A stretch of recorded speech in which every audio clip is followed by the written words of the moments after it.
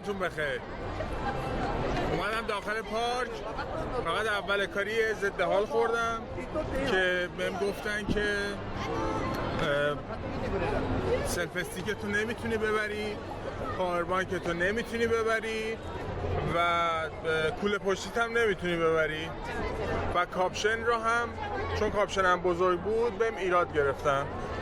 یعنی ایراد نگرفتن چون وسایل توش داشتم و نمیخواد، یعنی باید همه اینا همراه می بود.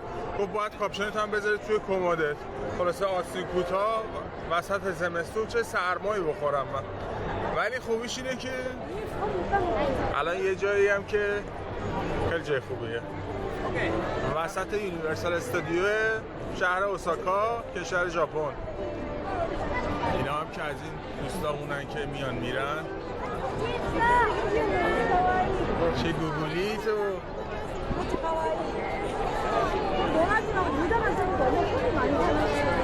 اینا خب ما وقت رو تلف نکنیم و بریم سر وقت این اولین بازیه که ترن هستش. ولی قبل از اینکه برم ترن رو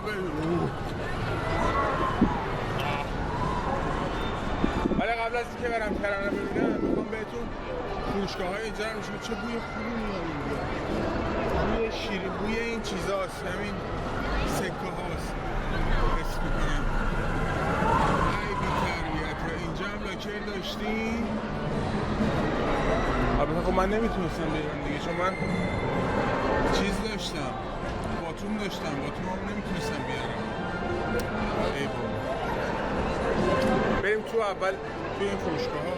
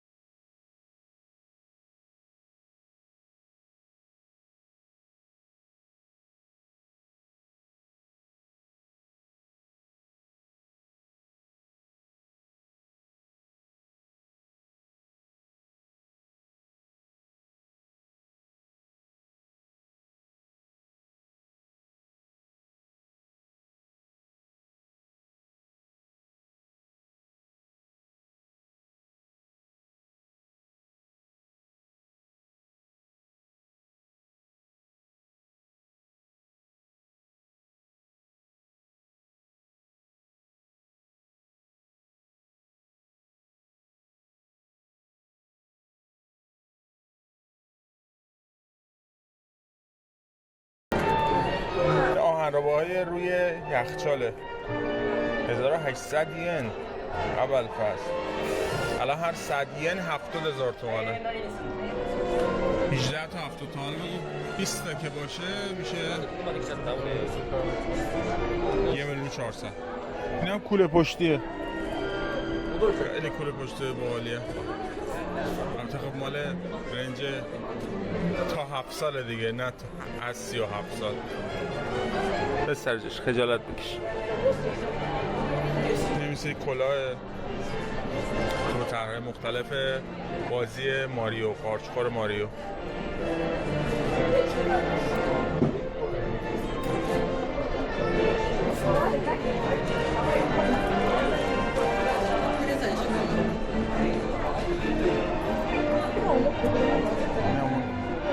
تأسیس آخری است، کله اون تأسیس آخری است.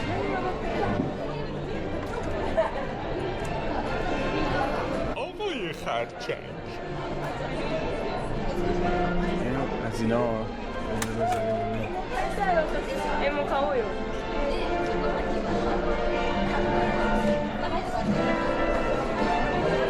تو رو قرآن اینو ببین خدا چه جیلی.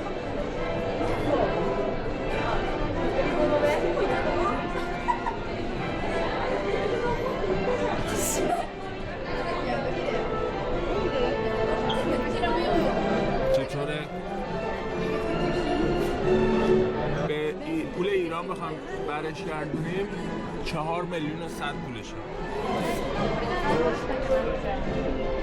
خیلیه 4 میلیون و 100 خدایی برای یک کلاه. خوشگله ها، ولی فقط این کلاه رو من اینجا میتونم سرم بذارم. یعنی این کلاه رو من تهران سرم بذارم چیز میشم. از اینا هم داره که اینجوری مثل تل برای روی سر استفاده میشه. سری عروسک های نینتندو، ماریو. آخه موز اینجا چیکار میکنه خدایا؟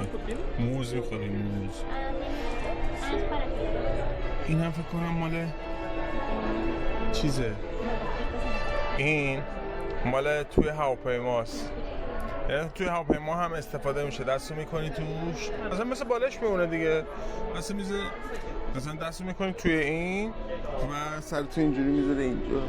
خیلی چیز خوبیه مخصوصا برای توی هواپیما که جات محدوده و میخوای سرت یه جای آروم باشه. این چند قیمتش؟ 4000